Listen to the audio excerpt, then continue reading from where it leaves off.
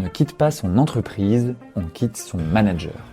Vous écoutez Manager Tout-Terrain, le podcast qui explore les défis, les succès et les enseignements des managers pour améliorer vos pratiques. Je suis Simon Châtelain, directeur pédagogique chez MyConnecting, et ensemble nous allons partir à la rencontre de managers inspirants qui vont nous partager leurs conseils concrets et leurs expériences terrain pour devenir un manager plus efficace, humain et agile. Dans cet épisode, je reçois Arthur Rosa, membre du CODIR chez The Boost Society. Arthur, il a une conviction forte, tu ne peux pas réduire ta relation uniquement au travail. Et c'est pour ça qu'il a choisi de nous parler aujourd'hui de comment il crée du lien informel avec son équipe. Bonne écoute. Salut Arthur. Salut Simon. Écoute, je suis ravi de t'avoir dans le podcast aujourd'hui. Et pour démarrer, je te propose de te présenter un peu qui tu es, ton management et puis aussi ton entreprise. Ok. Moi, Arthur Rosa, du coup, j'ai 30 ans et je suis du coup directeur des investissements pour The Boost Society.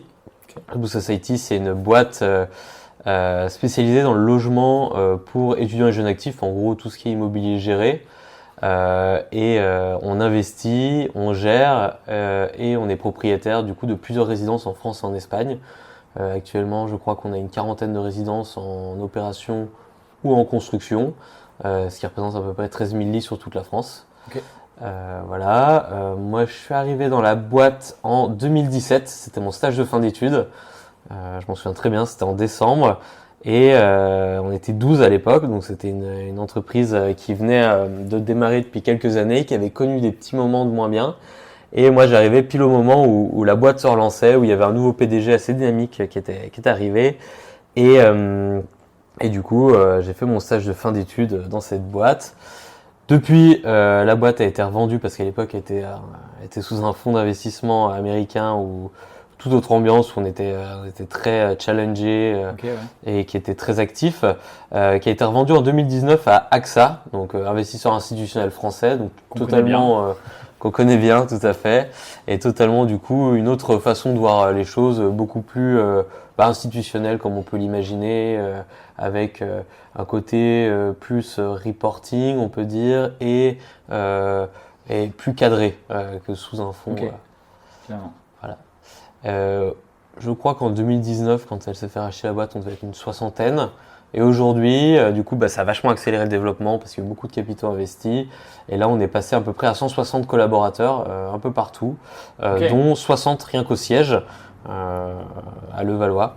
Et moi, je m'occupe la direction des investissements, qui est l'un des départements, des 6 gros départements, on peut dire, de la boîte. Ok, trop bien. Ouais, donc effectivement, tu es rentré, vous étiez 12, maintenant vous êtes 160, tu disais, donc il y a eu vraiment une grosse évolution. J'imagine que l'entreprise n'a plus rien à voir. Ouais, non, ça a totalement changé. Ouais. On est vraiment arrivé dans un petit format où on était tous dans un open space, où on mélangeait tous les départements. Moi, je me souviens, derrière moi, il y avait la personne qui était responsable de tout le marketing. En face de moi, il y en avait une qui faisait le marketing produit. À gauche, il y avait le comptable. Et puis voilà, donc là, c'était au début, on était vraiment 12 dans un petit bureau. Petit à petit, ça a commencé à grandir, on était à l'étroit. Et puis voilà, aujourd'hui, c'est vrai qu'on a 2 étages. Un open space par département ou par petit département, nous on le partage par exemple. Et effectivement, on voit plus du tout les mêmes personnes qu'avant, on sait plus trop ce qui se passe dans les autres départements. Ouais. Enfin, en tout cas, on le sait parce qu'on en parle beaucoup, mais c'est vrai que ça a totalement changé l'ambiance de la boîte. Ouais. Et elle a beaucoup évolué, mais ce qui est normal et c'est ce qui était attendu. Vous êtes passé à l'échelle, une taille d'entreprise plus de PME un peu plus standard. Ok, trop bien. Et donc aujourd'hui, tu manages combien de personnes ? Aujourd'hui, j'ai une équipe de 5 personnes, on est 5 en tout plutôt, que des mecs. Malheureusement, c'est un métier qui attire beaucoup plus les gars que les femmes, même si on essaye fortement de diversifier notre département, mais voilà, on est que des mecs.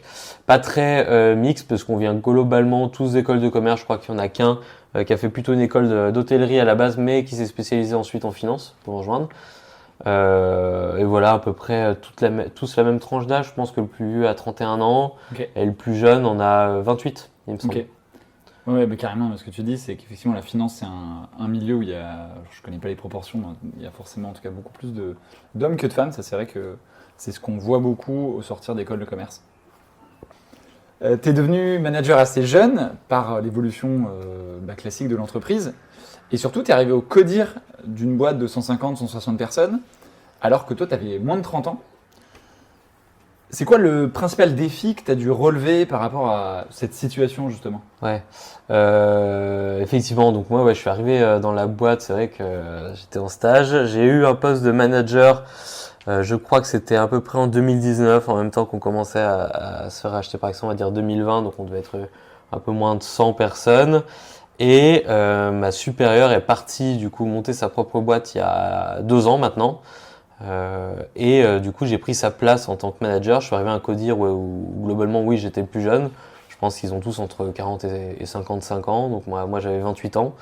Voilà. Principal défi, je dirais, c'était pas forcément hyper facile d'avoir cette place et c'était pas forcément évident pour moi que j'allais pouvoir l'avoir. Ça a mis un peu de temps, il y a eu pas mal de discussions et voilà. Et finalement, quand je l'ai eu, on va dire quelques mois après le départ de ma boss, parce que voilà, ça a nécessité un peu de préparation, forcément un peu de stress, même beaucoup de stress, on peut dire. On veut bien faire les choses. Moi, je suis assez perfectionniste, donc forcément, je voulais être à la hauteur de la tâche, surtout que la personne qui était là avant était très très pointue, on va dire, et en tout cas était hyper investie dans son poste, ce qui fait que forcément quand quelqu'un part qui est autant investi, on a un peu la charge de faire aussi bien et même vouloir faire mieux. Donc voilà, je suis arrivé au poste, on va dire avec hyper motivé à fond, mais forcément un peu stressé.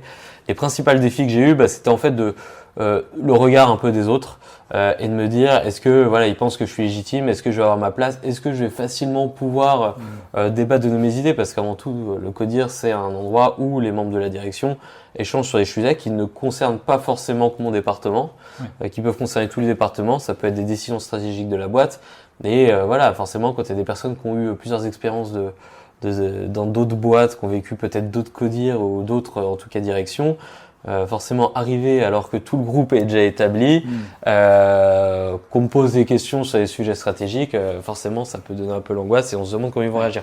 T'es nouvel arrivant quoi. T'es un peu le nouvel arrivant et puis t'es surtout plus jeune, donc tu te mets un peu plus la pression. Mais globalement, j'ai la chance d'avoir un PDG plutôt bienveillant qui m'a pas mal accompagné et je me suis senti assez vite à l'aise et heureusement.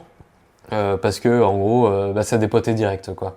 J'avais beaucoup de boulot à faire et je me suis rendu compte que pendant ces comités de direction en fait la part réservée au pôle investissement était quand même était importante, pas plus qu'un autre département, mais en tout cas les sujets intéressaient tout le monde et il fallait du coup être assez actif sur ce qu'on faisait. Il y a des sujets de débat, on partage pas mal de choses avec d'autres départements. Voilà, c'est plutôt transverse comme département en fait, parce que le marketing gère un peu le marketing, tout ça avec la partie opération, donc le pôle opération. Le côté RH est un peu à part, mais il gère aussi conjointement avec les opérations. Ensuite, il y a la partie acquisition-construction qui gère un peu l'acquisition et la construction avec nous à l'investissement.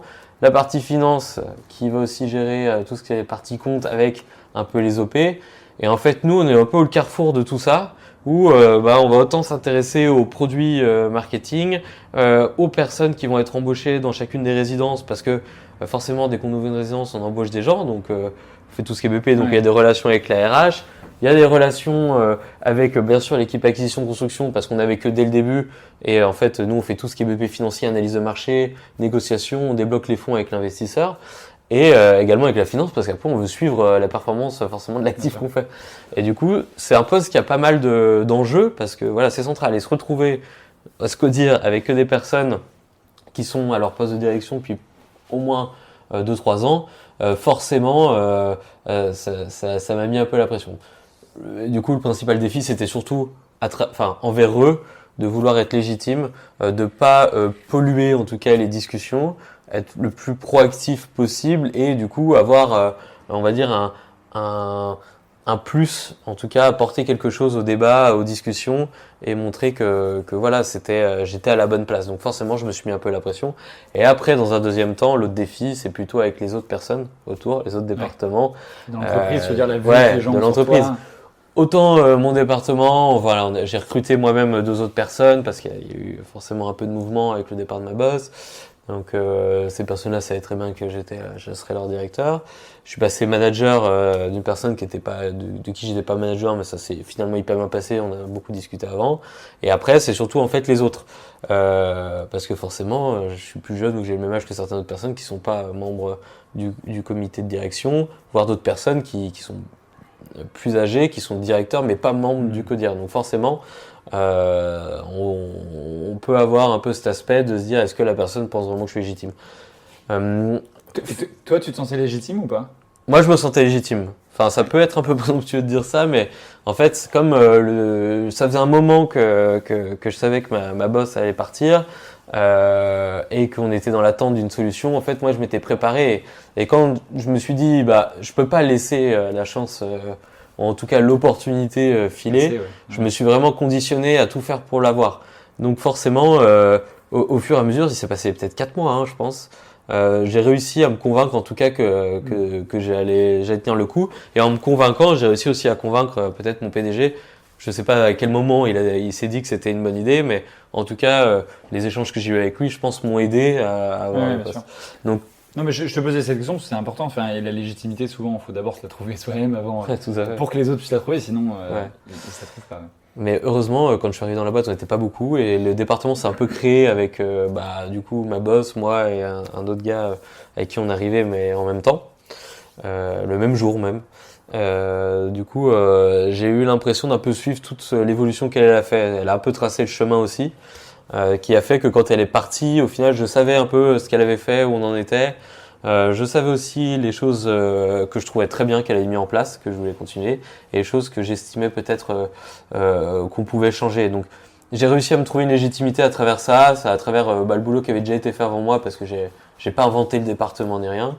Et après, la légitimité, je l'ai trouvée auprès des autres, parce que plusieurs mois après la prise de poste, tout a commencé à bien rouler. J'ai eu pas mal de retours positifs, notamment du PDG, mais d'autres personnes de ce département, qui m'ont d'ailleurs envoyé des messages pour venir félicitations, tu le mérites tout. Donc tout ça, ça t'aide aussi à prendre un peu confiance en toi et à te lancer. Et voilà quoi. Trop bien. Et comment tu as fait justement pour prendre un peu les bons réflexes de manager lors de ta prise de poste? Ouais, bonne question. J'étais déjà un peu manager depuis 3-4 ans. J'avais surtout managé des stagiaires. Je pense que j'en ai vu 4 ou 5 passer. Et on va dire 2 ans avant d'avoir le poste de directeur, je manageais une personne en CDI. Donc voilà, c'était vraiment mon collaborateur. Et globalement, j'avais déjà commencé un peu à prendre des réflexes. Enfin, on peut dire que je me suis un peu entraîné sur les stagiaires, apprendre à les manager. C'est vrai qu'au début, autodidacte, quoi. en autodidacte. Je me souviens au début, je stressais de faire un entretien d'embauche ou autre. Petit à petit, ça m'a décontracté d'en faire avec plusieurs stagiaires, d'en avoir plusieurs. La première fois que j'ai dû manager quelqu'un, je me demandais comment ça allait se passer. J'espérais avoir quelqu'un d'assez cool et qui ça allait bien se passer. Au final, on se rend un peu compte de comment ça fonctionne, quelle dose de cool on peut mettre, on peut dire, dès le début, ou alors à quelle dose de sérieux faut mettre. Je me suis rendu compte que ça dépendait vachement du candidat. On va en parler, du coup, du plus sérieux. Ça dépendait vachement du candidat, et après, en fait, petit à petit, quand je suis devenu directeur et que j'ai eu plusieurs personnes à manager, j'avais déjà un peu les bons réflexes mis en place. J'ai aussi eu des conseils de mon PDG, par exemple. Voilà, enfin, ce que je disais, c'est que je pense que c'est important d'écouter tout le monde dans la boîte, et notamment son équipe. Et du coup, en bon réflexe, j'essaye en tout cas de leur demander souvent comment ça se passe, s'ils ont des idées ou autres, pour un peu enrichir déjà les discussions. Puis en plus, je pense qu'ils ont tous quelque chose à apporter parce qu'ils ont tous une vision de leur poste. Et du coup, voilà, quand je suis arrivé en tant que manager, bon réflexe, ça a été de faire des points avec eux. En tout cas, surtout les personnes qui étaient déjà là. Je me souviens du coup de Maxime avec qui je bossais, qui est devenu du coup responsable en dessous de moi, avec qui je m'entends hyper bien. J'avais fait plusieurs points avec lui en demandant comment est-ce qu'il sentait la chose, est-ce que ça lui allait, qu'est-ce qu'il voyait qu'on pouvait améliorer ou autre. Donc voilà, ce genre de discussion. J'ai fait beaucoup de communication au début. Ouais, beaucoup communiqué. Beaucoup communiquer, essayer de ressentir ce qu'ils ressentent, essayer de me mettre à leur place. Et puis après, tu leur demandais des feedbacks sur ton management aussi ou... Ouais, au début, je pense qu'en entretien, après, je me rends pas compte à quel point je l'ai bien fait. Ouais. Mais je pense qu'en entretien au début, j'étais assez anxieux de me dire que si ça leur allait ou pas. Je me souviens, le premier plein de fin d'année que j'ai fait avec eux, ouais, j'aurais demandé s'ils avaient des retours, s'ils avaient des choses à dire et autres. Et je pense que j'essaye toujours de le faire aujourd'hui. En tout cas, j'espère. Mais je me suis vachement nourri aussi de leur feedback parce qu'ils étaient dans la boîte. En tout cas, ces deux personnes-là, avant que je devienne directeur, ils ont connu une autre direction. Ils ont aussi vu la boîte évoluer et je pense que ils avaient aussi beaucoup à m'apporter moi en me disant bah ouais effectivement là tu peux améliorer ça ou en mode non c'est très bien continuons comme ça j'aime bien. J'avais aussi mis en place par exemple avant on envoyait un peu quand on avait un projet on l'analysait on faisait une valorisation du projet et une analyse et on l'envoyait aux autres équipes pour qu'elles les transmettent. Et par exemple aujourd'hui une fois par semaine après une réunion d'équipe on se réunit tous et chacun présente son projet et on débat tous ensemble. C'est pas moi qui donne l'avis, Okay. je le commande comme tout le monde. Je laisse même commencer par commenter eux et après je donne mon avis pour pas l'influencer. Ouais, Et pas tomber l'idée, dans des biais cognitifs de biais de ouais voilà tout à fait. confirmation J'ai ou, envie tiens, que je vais chacun donne suivre, son avis parce que si j'arrive et je dis non mais ce projet je le trouve pas top, déjà la personne qui commence à le présenter va être moins motivée à le présenter parce que si elle est partante pour le Bien faire, sûr. c'est qu'il y a une raison. Et puis les autres ça va aussi les influencer. Donc, Oui, c'est sûr. donc j'avais mis ça en place pour que tout le monde puisse présenter son projet, on puisse en débattre et que à la fin le go no go sur le projet et le prix qui va en sortir selon les hypothèses qu'on met, ce soit un peu le travail d'une personne surtout, mais qui soit alimenté un peu toute l'équipe, qui a chacun son point de vue et son ressenti. Ouais, j'ai mis ça en place. J'essaye de faire pas mal de petits trucs informels, mais je pense qu'on en reparlera avec eux. Et puis voilà, bon réflexe, c'est d'être à l'écoute et c'est de me mettre à leur place. Toujours me dire bon, qu'est-ce qu'ils sont en train de faire? Est-ce que ils sont pas sur une mission trop rébarbative? Je leur dis toujours quand je vous donne une mission urgente, essayez de pas passer toute la journée dessus. C'est bien peut-être de faire, vous mettez par exemple si vous avez une semaine pour faire ça et que vous dites ça va me prendre 8 heures, passez pas 8 heures en une journée là-dessus. Ouais, Essayez de vous mettre 2 heures par jour. Et comme ça, vous serez en plus beaucoup plus productif. Donc, plein de petits réflexes comme ça et surtout leur demander, souvent leur demander où ils en sont, s'ils bloquent sur des choses ou autre. Voilà. Carrément. Ce podcast, il s'appelle Manager tout-terrain. C'est quoi pour toi être un bon manager tout-terrain? Du coup, j'ai dit un peu, mais en gros, pour moi, un bon manager tout-terrain, c'est déjà comprendre qui on manage. Parce que voilà, comme je le disais un peu, j'ai vu plusieurs collaborateurs ou stagiaires et je me suis rendu compte qu'en fait, selon la personne, c'est pas du tout le même management qu'il faut appliquer. Ouais. Voilà, je pense à des stagiaires hyper stressés qu'il fallait vachement rassurer, mettre à l'aise pour qu'ils puissent un peu plus se libérer et dérouler, parce qu'une personne stressée est pas hyper productive et voilà, elle doute d'elle-même. Donc faut être plutôt cool, bienveillant, essayer d'expliquer, prendre le temps. D'autres personnes qui veulent foncer ou autre, donc et qui prennent un peu de la place sur les autres, donc faut aussi un peu les calmer. Il y en a d'autres qui sont beaucoup trop à l'aise quand ils arrivent. Moi je me souviens, il est encore là aujourd'hui et on s'entend hyper bien, mais j'ai un collaborateur quand il est arrivé. Je pense qu'il sortait de stage peut-être un peu plus cool, ou en tout cas d'école de commerce surtout. Il a débarqué dans les locaux. La première semaine, il était sympa et ça allait, mais la deuxième semaine, le midi, il prenait toute la place pendant le déj, à raconter la soirée qui s'était mise la veille, devant les autres directeurs, les PDG. Il était en stage, il venait d'arriver, donc c'était pas possible. Donc, tu vois, j'ai appris ce que j'avais jamais fait, mais à recadrer quelqu'un dès le début en me disant, lui, en fait, faut que je sois plus ferme, parce que sinon, il va prendre trop de place, ça va commencer à gêner des gens. J'avais commencé à avoir des retours de gens qui me disaient non mais c'est pas possible, il est trop à l'aise là, c'est gênant. Ouais. Je sentais que ça pouvait gêner aussi des autres directeurs, donc j'ai dû le recadrer. Et il y a d'autres personnes, au contraire, faut essayer de les insérer. Il y en a qui sont plus timides, on essaye de les faire présenter. On va plus, en gros, faire l'effort de les présenter aux autres membres ou autres. Et puis voilà, donc moi je pense être manager tout terrain, pardon. C'est se mettre à la place du collaborateur, comprendre comment il fonctionne, quel type de personne c'est, pour en tout cas s'adapter à lui et adapter son management à lui, pour faire en sorte qu'il puisse s'épanouir dans sa structure et être le plus à l'aise possible. Je pense que c'est le plus important. Et après, le travail et la performance vient forcément ensuite. Une personne qui est à l'aise et qui est contente d'être là, forcément elle se donnera plus au travail qu'une autre. Et du coup, ça passe vachement à travers ça, c'est à travers l'épanouissement du coup du collaborateur. Et du coup, cet épanouissement, faut l'aider à le trouver. Voilà. Donc, pour moi, c'est ça. J'interromps quelques instants cette conversation passionnante pour vous préciser que ce podcast est diffusé par MyConnecting. Chez MyConnecting, on accompagne vos projets de transformation en intelligence artificielle, management, RSE QVCT, mais également en soft skills, performance commerciale, bureautique et digitale et en langue. Le tout à travers un ADN pédagogique qui tient en 3 mots, hyper-personnalisation, accompagnement, performance. Retrouvez toutes les informations pour nous contacter dans la description. Ok, tu me disais que vous aviez justement une culture de boîte, alors à la fois qui a grandi très vite, mais c'est aussi une culture de boîte assez jeune, justement dans les rituels, dans ce que vous faites un petit peu au quotidien, on va en reparler. C'est quoi l'avantage et l'inconvénient de cette culture selon toi ? L'avantage, c'est déjà que tu vas passer du bon temps quand tu es au boulot. Et je parle pas forcément dans ton travail ou dans tes missions, mais tu vas passer du bon temps parce que nous, on a la chance d'avoir un PDG assez actif qui aime bien profiter de la vie et des gens avec qui il est, en tout cas quand ça se passe bien, et nous c'est le cas, et qui a fait beaucoup de choses en dehors du boulot pour les salariés, comme des super séminaires, parfois des restos ou autres.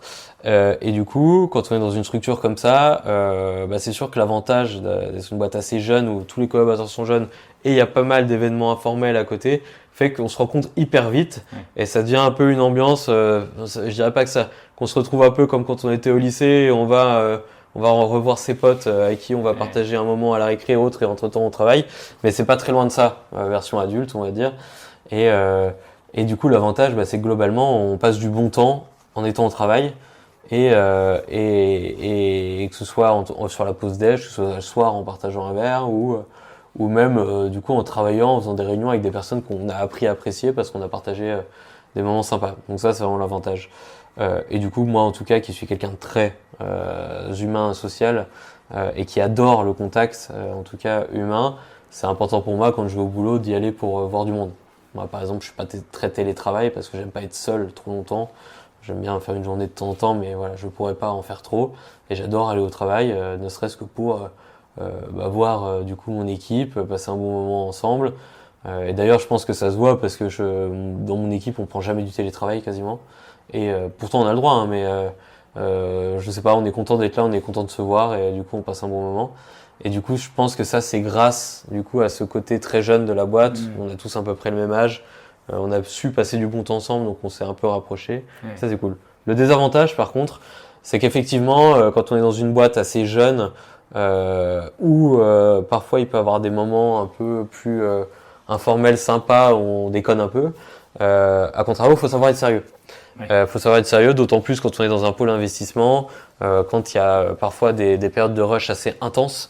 Parfois on a 4 ou 5 dossiers d'un coup qu'il faut présenter. Ça inclut de finir relativement tard le soir, revenir tôt le matin, le midi de manger rapidement, pas trop le temps forcément de profiter, des collègues ou en tout cas du repas ou d'autres moments, et devoir dérouler, ça peut durer plusieurs semaines. Et ça peut être même stressant parce qu'on fait des comités d'investissement, on présente devant un board d'investissement qui du coup peut être un peu impressionnant et forcément ça amène un peu de stress. Et du coup, parfois, faut amener la personne à comprendre que c'est le moment d'être pas stressé mais concentré. Et l'ennui, c'est quand on est dans une boîte qui est un peu cool, parfois, quand on a l'habitude de prendre une pause déj sympa, on n'est pas sur les horaires, nous, parce que globalement, ils arrivent tous tôt, ils partent tous tard. Donc, quelqu'un qui prend une pause déj plus longue, ça n'a jamais été un problème. Par contre, il faut le savoir, ne pas le faire dans les périodes de rush. Et le désavantage d'avoir une boîte où c'est une culture un peu jeune, où on s'entend tous bien, c'est justement de trouver le bon moment, d'être sérieux et de faire comprendre en tout cas aux personnes dans ton équipe que c'est le moment de s'y mettre. Ouais. Et voilà, mais globalement ça se passe bien, mais c'est vrai que ça peut être un point négatif d'être dans cette ambiance. Ouais. Okay. Même si pour moi c'est pas un gros sujet négatif. En préparant cette interview, je t'ai demandé si tu avais une conviction forte sur les sujets de management. Et tu m'as dit cette phrase que j'ai notée, tu m'as dit « Tu ne peux pas réduire ta relation uniquement au travail ». Est-ce que tu peux nous en dire un petit peu plus de ce que tu entends par là, justement ? Ouais, bon, je pense que tu l'as un peu compris. Moi, je m'entends bien avec mon équipe. Ouais. Et je m'entends bien avec elle parce que on a fait en sorte d'avoir une équipe comme celle-là. Moi, c'était hyper important dans le recrutement de sentir en fait, outre les qualités, on va dire analytiques et financières et tout ce que tu veux professionnel de la personne. Très important pour nous, c'était le feeling, de sentir si le mec allait être dans la bonne dynamique, qu'elle allait bien fonctionner avec les autres membres de l'équipe. Moi, je me souviens d'avoir fait des entretiens avec une personne. Franchement, le CV impeccable, sortait d'une super école de commerce, en plus avait fait des super stages. Mais il n'y avait pas ce côté, je savais que ça allait friter, je savais qu'il allait avoir de la compète. T'as pas senti le fit, quoi. J'ai pas senti le fit. Je sentais que le fit avec moi allait plutôt marcher parce que la personne était motivée. Mais je sentais qu'avec les équipes, ça allait pas forcément, en tout cas mon équipe, ça allait pas forcément bien prendre. Et on a privilégié une personne qui était beaucoup plus, peut-être que le CV faisait moins rêver. Et au final, on saura jamais qui était le meilleur, en tout cas sur la partie professionnelle. Mais en tout cas, avec qui on avait beaucoup plus ce feeling. Moi, je partage souvent mes impressions avec la RH parce que elle les rencontre aussi. Et souvent, je fais rencontrer du coup un entretien à un autre membre de l'équipe pour avoir aussi son ressenti. Et globalement, en fonctionnant comme ça, en parlant un peu de comment on ressent la personne, ça a toujours un peu aidé. Du coup, l'équipe s'est construite avec des gens qui, je pense, ne sont pas du tout pareils, se ressemblent pas du tout, mais fonctionnent bien ensemble. Et du coup, pour moi, c'est important parce que on va passer peut-être 40, 50 heures par semaine ensemble. Du coup, je sais pas si on se rend compte, mais sur une journée, en tout cas en semaine, sur 24 heures, on va peut-être passer 9-10 heures ensemble, au moins, parfois 11 heures même. Étant donné qu'on dort 7-8 heures par nuit, en gros, pour résumer, il te reste 5 heures où t'es pas avec eux, avec tes collègues. t'es pas avec tes collègues, t'es chez toi, tu souffles ou tu fais des tâches ménagères ou t'es dans les transports ou tu profites un peu de ta famille, quoi, tu vois. Donc, si t'enlèves les week-ends, effectivement, ça fait que tu passes la plus grosse partie de ton temps avec tes collègues. Moi, ça fait 7 ans que je suis dans la boîte, donc j'ai l'impression que mes collègues, je passe, je sais pas les heures que j'ai passées avec eux en bossant, mais c'est stratosphérique. Du coup, pour moi, comme tu passes le plus de temps dans ta journée et quasiment ton année, en tout cas, avec tes collègues hein, et certainement encore plus avec les membres de ton équipe, c'est hyper important de connaître les personnes. En fait, voilà, une personne, elle a une vie perso, tout le monde l'a, et on n'en parle pas forcément, mais comprendre comment est-ce qu'une personne va la journée, pourquoi est-ce qu'elle irait moins bien aujourd'hui, pourquoi est-ce que elle doit partir plus tôt parce qu'il y a un sujet, ou alors ou juste savoir si tout va bien, tu vois. Je trouve que c'est hyper important parce que ça permet de s'adapter à cette personne ce jour-là et à faire en sorte que tu l'accompagnes s'il y a un truc qui va pas. Faut jamais rentrer trop dans le perso, je pense, mais en tout cas l'accompagner si ça va pas et s'adapter un peu à elle pour montrer que en tout cas voilà, on est là. Et pour moi, c'est comme ça que tu crées une équipe et c'est ce que je voulais, c'était pas créer un département, ouais, tout à fait. C'est créer une équipe, et quand tu as créé une équipe, en fait, tu gagnes vachement, je pense, en productivité et voilà, ce que je dis, c'est quand tu es content d'aller au boulot, que c'est agréable et que tu vas rejoindre ton équipe, vraiment, plus que des collègues, avec qui tu bosses, avec qui tu fais en sorte de faire les projets, parce qu'on se met tous dessus, on s'échange les projets, c'est pas chacun fait son truc, et que tu connais un peu la vie perso de chacun et comment est-ce qu'il réagit à certains trucs, les sujets touchy du moment, quand il veut acheter un appart, quand il est machin. Tout ce que tu fais en plus que d'être collègue permet de créer cet esprit d'équipe qui, je pense, est hyper important pour la productivité et du coup aussi pour l'ambiance générale que tu vas créer. Carrément, non mais tu as raison, et effectivement le côté, c'est intéressant ce que tu dis sur la partie est-ce que le recrutement en question va fitter ou pas avec le reste de mon équipe indépendamment de son travail. Ça, c'est un point, je pense, qui est vachement sous-estimé au sein d'une équipe, et on sait que ce qui ternit la performance au sein d'une équipe, c'est notamment les conflits. Donc de pouvoir un peu le faire en anticipé, c'est carrément pertinent. Ok, et comment tu fais ça justement au quotidien, de prendre le temps pour apprendre à connaître l'autre? Est-ce qu'il y a des choses spécifiques que tu fais pour rentrer sur cette partie un peu perso sans trop en faire non plus, comme tu disais? Tout à fait. Alors déjà, on essaye de temps en temps de se boire une bière. Ça, c'est le truc hyper classique. Je pense que beaucoup de gens font, mais on se retrouve parfois après, par exemple, une grosse journée où tout le monde a pas mal bossé, a envie de souffler. On part peut-être le lendemain ou si on a le temps, ou le soir si on a déjà fini un peu plus tôt, et on va se partager une bière pour passer un petit moment un peu informel, parler d'autre chose que le boulot ensemble et se détendre. Ça c'est des trucs simples.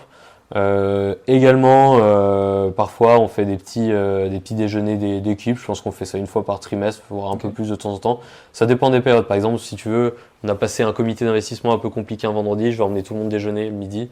Ils sont hyper contents du coup d'avoir ce moment-là. Le vendredi après-midi, parce qu'on passe en comité tous les vendredis, c'est un peu particulier. Mais du coup, le vendredi après-midi, c'est beaucoup plus relax. Voilà. On va un peu se détendre. On va bosser quand même. Hein. C'est clairement, il y a de l'enjeu, il y a pas mal de travail à fournir. Mais ça va être plus détente et en créant ce genre de choses, ça va bien. Tu vas adapter ça, on va dire, notamment à des temps un peu plus Ouais. où tu sais que la tension soit est à son comble, soit justement doit redescendre un petit peu. Tu vas aussi adapter, enfin mettre ces moments-là. Tout à fait. Par exemple, là, début d'année, on a eu un moment où on avait beaucoup de tension parce qu'on devait présenter 5-6 projets en comité et les signer et tout. Donc, c'était pas mal de sujets, en tout cas, à gérer. Et ce que je faisais de temps en temps, c'est quand je voyais que ça faisait 2 heures que personne parlait au bureau, soit je mettais un coup, alors Saoudi, on s'écoute un peu de musique. Ce qu'on faisait, c'est chacun du coup me donne sa musique, m'envoie sa musique sur Spotify, j'ai mis à la suite des autres, on doit deviner un peu qui a donné sa musique ou autre, donc ça fait un peu animé, puis ça n'empêche pas de bosser en même temps, parce qu'on l'écoute la musique. Ouais, carrément. Je fais aussi parfois des petits jeux, où voilà, je donne un exemple, mais une fois je sentais que c'était hyper tendu, tous niveau boulot, mais pas entre eux niveau boulot, parce qu'il y avait vraiment de la dose. Genre, je me dis, bon, alors, on se prend 15 minutes, on va faire un jeu, je vais vous donner, chacun va donner un truc complètement loufoque, on va devoir deviner combien ça coûte. Celui qui est le plus près marque tant de points, celui qui est dernier marque tant de points, et à la fin, chacun a fait ça. Celui qui a gagné le plus de points a gagné, et celui qui est dernier va chercher avec l'avant-dernier un goûter pour tout le monde, par exemple. Et du coup, c'est pas grand-chose, hein, mais c'est vrai, ça prend 15-20 minutes dans la journée, mais du coup, pendant 15-20 minutes, tout le monde a soufflé. On a fait un jeu qui est pas terrible, on va dire, mais qui est assez drôle, tu vois, à trouver le prix d'un hélicoptère ou un truc comme ça. Et du coup, ça a fait un peu rire tout le monde. Au final, ça a permis en plus de prendre un petit goûter ensemble après rapidement. Ouais. Donc tout le monde était content, puis après on est retourné au boulot un peu plus décontracté ou autre. C'est une pause en collectif, quoi. Au lieu ouais, c'est une pause animation, je peux dire, un peu animateur. J'ai pas le BAFA, mais ça ressemblait un peu à ça. Ça, je fais rarement, je fais quand ils sont stressés. Après, c'est vraiment plus des petits trucs voilà, informels, comme aller boire un verre, discuter, se prendre un café à deux, prendre un peu le temps, de temps en temps, de se poser. Et après, dans les périodes un peu plus cool, où il y a moins de boulot, bon, il y en a toujours beaucoup, hein, mais je les autorise à partir plus tôt, tu vois, à compenser un peu, prendre un peu de temps pour eux aussi. Et ça, je pense que ça aide aussi à créer du lien, de savoir que le manager sait faire la part des choses quand il y a moins besoin des personnes, pas les garder pour faire les horaires, mais dire bon, écoutez les gars, là, on a eu des grosses semaines. Là, cette semaine, c'est plus tranquille. Voilà, franchement, partez un peu plus tôt, allez profiter du soleil et de vos potes. C'est pallier un peu la culture de présentéisme qu'on peut avoir par moment. Ouais, après, j'arrive. Moi, j'ai du mal parce que je pense que j'ai cette volonté de justifier ma place. Donc, moi, en tout cas, j'arrive toujours le premier le matin et je pars souvent le dernier, en tout cas dans les derniers. Mais j'essaye, en tout cas, de eux, les dédiaboliser en fait le fait de partir tôt et de faire du présentéisme quand c'est le bon moment, en leur disant bah oui, pas de souci, tu peux partir si t'as quelque chose de prévu. Là par exemple, il y en a un cet après-midi qui avait réservé il y a longtemps avec un pote un paddle à Versailles, qui était venu plus tôt le matin pour partir plus tôt pour faire son paddle. La période est plus creuse, il n'y a pas de souci, quoi. Ouais, carrément. Je sais qu'il sera là le moment où il y aura beaucoup plus de boulot. Il n'y aura pas de souci, je pourrais compter sur lui. Et c'est aussi parce que je peux compter sur lui et qu'on forme une équipe que je permets ça. Je pense que ce serait pas aussi évident si l'équipe allait pas si bien qu'il n'y ait pas autant cet esprit d'équipe. Ok, ouais, carrément. Il y a certaines personnes, quand justement on crée une relation un peu plus forte, qui peuvent avoir du mal justement à cette frontière amis, collègues. Tu vois, tu m'as dit que vous aviez en plus plus ou moins tous le même âge. En tout cas, c'est une culture qui est assez jeune, on l'a dit. Comment tu gères cette dimension à la fois, je reste le manager, je reste un collègue, donc je suis pas ton ami, mais je dois faire, à la fois j'ai envie d'être proche de toi, quoi. Ouais, tout à fait. C'est pas facile. Honnêtement, c'est pas facile. Je me pose très souvent la question et j'essaie souvent de prendre du recul. Et souvent, je le prends après avoir parlé. Okay. Je l'explique, mais par exemple, parfois, Il y a des moments où on est à fond dans le boulot et on commence un peu, voilà, la journée est longue, on commence à être un peu fatigué et on commence un peu à sortir des conneries. Voilà, sur le bureau, ça détend un peu tout le monde. Et parfois, après coup, quand une autre personne un peu réagit, on se dit ah merde, là je suis allé un peu trop loin.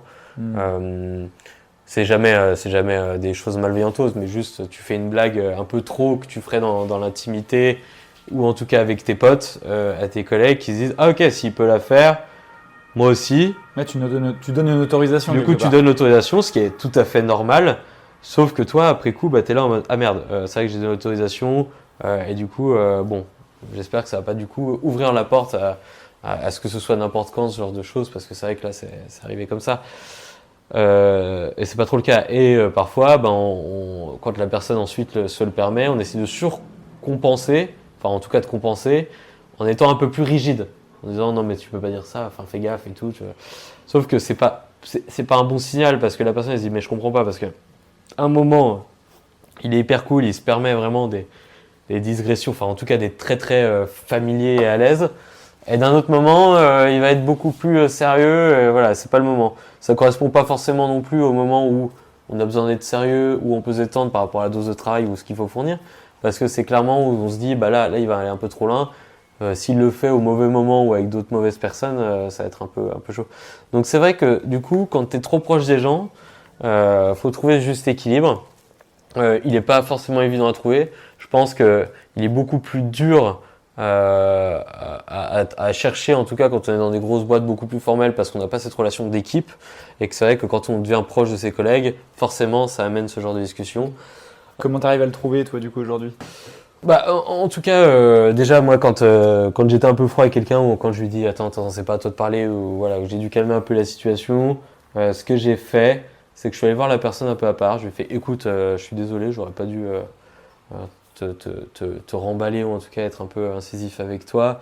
C'est juste que c'était pas le bon moment pour en parler. Voilà, faut que tu laisses en tout cas la place aux autres ou alors tu peux pas dire ça au boulot. Faut faire gaffe au moment ou autre, enfin tu vois, que tu comprennes. Et au final, je pense que trouver le juste équilibre, c'est du coup rester naturel, rester soi-même. Du coup, il y aura toujours des moments de fatigue où on peut un peu partir en live. Et si c'est le cas, et qu'on sent qu'il y a d'autres personnes qui un peu se peuvent permettre des familiarités trop proches, par exemple sur sa vie privée ou autre, pas hésiter à prendre, en tout cas ne pas garder de non-dit, communiquer. Prendre peut-être la personne à côté en disant écoute c'est pas grave mais tu vois je préférais que tu fasses gaffe à pas le dire devant tout le monde parce que c'est vrai que peut-être qu'à l'apéro en buvant une bière je t'ai parlé du fait que avec ma copine je sais pas moi on voulait déménager, je voulais pas que les gens le sachent donc tu vois c'était pas le moment de le balancer comme ça devant tout le monde. C'est de respecter voilà. ce qu'on t'a dit aussi, ouais. Ça c'est un peu respecté. Et après par contre bah, tu peux pas trop lui en vouloir non plus parce que t'as pas établi les règles de ce qui peut à quel point on peut être proche ou pas, ça se crée tout seul. Ça c'est plutôt le début. Après aujourd'hui, une fois que tu mets ça au clair et que tu as la communication, que la personne sait pourquoi tu t'es un peu fermé et ce qui est plutôt, on va dire, accepté ou non, ça prend un peu de temps, mais une fois que c'est établi, bah, tu n'as plus ça. Et aujourd'hui, je pense que dans mon équipe, on sait exactement à quel niveau on peut se trouver les uns les autres en termes de plaisanterie ou d'intimité ou autre, en tout cas, sans que ça devienne un peu trop personnel. Et en tout cas que ça gêne la personne. Moi je sais qu'il y a un collègue, il est beaucoup plus ouvert sur sa vie privée, il adore en parler, quand il arrive le matin il adore nous dire ah bah j'ai fait ça ce week-end, machin, je suis en train de faire des choses dans mon appart ou autre, et il nous parle de tout, il nous montre les photos, il adore, donc tu lui poses des questions, voilà ça se passe bien, et voilà, il y en a d'autres, ils n'ont pas envie de parler de leur vie privée, ils n'ont pas envie qu'on s'intéresse voilà, à qui, s'ils ont une copine ou autre, donc voilà, petit à petit en fait, plus tu crées cette connaissance de ton collègue et de la personne, plus tu t'adaptes à ta façon de communiquer avec lui. Et toute l'équipe, en fait, comme tout le monde se connaît, s'adapte. Et à la fin, tout le monde est d'équerre. Mais c'est sûr que dès que tu as un nouvel arrivant, ou quand il y a un peu des mouvements, bah forcément, il faut un peu redéfinir les règles, recadrer un peu ce qui est accepté ou pas. Et très vite, en fait, les gens s'y mettent. Et voilà. Mais forcément, quand tu bois des bières avec tes collègues, ce que tu as fait la veille, tu ne peux pas le reproduire forcément le lendemain. Tu es forcément obligé d'un peu recadrer. Mais je pense qu'aujourd'hui, tout le monde le comprend et tout le monde sait que ça fonctionne ainsi. Ok. Si tu avais un seul conseil très concret justement pour un manager qui voudrait cultiver ce lien informel dans son équipe, ce serait quoi? Moi, pour le cultiver, en tout cas, j'ai essayé de faire des choses marrantes adaptées à l'équipe. Mais par exemple, l'année dernière, pour Noël, en fait, on fait des petites activités, des petites sorties. Ça permet de resserrer un peu les liens d'équipe. Et ce qu'on avait fait, c'est qu'on avait fait un peu un atelier do it yourself, où en fait, on est allé une journée dans une charcuterie-boucherie parisienne qui est très bien, où ils font des ateliers où on travaille dans une charcuterie comme un charcutier. Okay. Alors, personne n'est charcutier dans l'équipe. Je me suis assuré avant que ça allait à tout le monde, parce que c'est un peu particulier. Mais du coup, on est tous allés ensemble passer une journée avec un charcutier qui nous a tout expliqué son fonctionnement, comment il travaillait ou autre. Quel était le métier de charcutier, qu'est-ce qu'il faisait dans la vie en fait, enfin, qu'est-ce qu'il fait, comment il s'approvisionne, tout ça. Et ensuite, pendant 2h30, on a préparé des produits pour la charcuterie. On a fait un pâté de tête, on a fait des paupiètes, on a taillé des côtes, on a fait des rillettes, des terrines et ainsi de suite. Tous ensemble en fait. Ouais, original. Ouais, original, ouais. Franchement, ça plaît pas à tout le monde. Moi, j'ai vraiment fait parce que je savais que ça allait à tout le monde. Pas que t'es végétarien dans l'équipe. Tout à fait. Et après, en plus, on a déjeuné du coup ensemble avec le charcutier, notamment des choses qu'on avait préparées. Et on a discuté un peu, de ce qu'ils ont ressenti, enfin comment était la journée, voilà. Ça permettait ensemble de faire autre chose que de travailler en équipe, parce que c'était quand même un boulot d'équipe, parce qu'on était plusieurs sur chaque sujet. Ça permet de découvrir autre chose, de se découvrir aussi dans un autre contexte, avec une côte de maille et un couteau pour découper de la viande sans se couper soi-même, ou alors avec un foie de veau ou de porc à dépioter. C'est quand même on est dans un registre qu'on connaît pas. Là, on est en costume, enfin pas costume, mais on est en chemise, en tout cas blazer, chino toute la journée, devant un ordi, voire 3 écrans d'ordi même, pas trop bouger de notre open space. On se retrouve debout dans une charcuterie avec le charcutier en fait à faire tout à fait autre chose. Et ça crée vraiment beaucoup de liens informels, j'ai trouvé. Pourquoi ? Parce qu'en fait, on s'est découvert. On s'est vraiment découvert en faisant un autre atelier qui sortait du lot. Et voilà. Et c'est vivre autre chose en équipe, quoi. C'est exactement, c'est de vivre autre chose en équipe, qui n'est pas forcément aller boire une bière après une journée de taf ou autre, parce que c'est pas forcément à travers ça que ça se passe. Écoute, merci beaucoup Arthur, en tout cas pour toutes tes réponses et puis le temps que tu nous as partagé. Est-ce qu'on peut te suivre quelque part, si on veut suivre ton actualité, l'actualité de ton entreprise? Ouais, alors l'entreprise c'est The Boost Society. Nous en ce moment, pour l'actualité, on a levé 615 millions d'euros de dettes financières, à peu près aussi 600 millions d'euros d'investissement d'un gros fonds norvégien. Donc voilà, on est très actif. On investit 1,3 milliard sur le marché français-espagnol en résidence étudiante. La marque clé, la marque Hive. Donc si vous voulez suivre un peu les aventures de ce département Invest de 5 personnes hyper motivées qui se développent en France et en Espagne avec 2 marques hyper sympas un peu partout dans les villes de France, vous pouvez aller voir ce que fait Clay et Hive sous la marque, en tout cas sous le groupe The Boost Society, et en espérant que vous aurez l'occasion de venir en tout cas loger dans une de nos résidences. Trop bien, on mettra tous les liens en commentaire. Merci Simon. Merci Arthur. Merci d'avoir écouté Manager Tout Terrain. Si l'épisode vous a plu, la première chose à faire est de le dire à l'invité via les réseaux sociaux pour le remercier. Ensuite, vous pouvez vous abonner au podcast et laisser un avis 5 étoiles. Ça nous aide beaucoup pour remonter dans les classements. Le podcast Manager Tout Terrain est diffusé par MyConnecting, l'organisme de formation qui vous accompagne dans le développement de vos compétences transverses. Vous retrouverez dans la description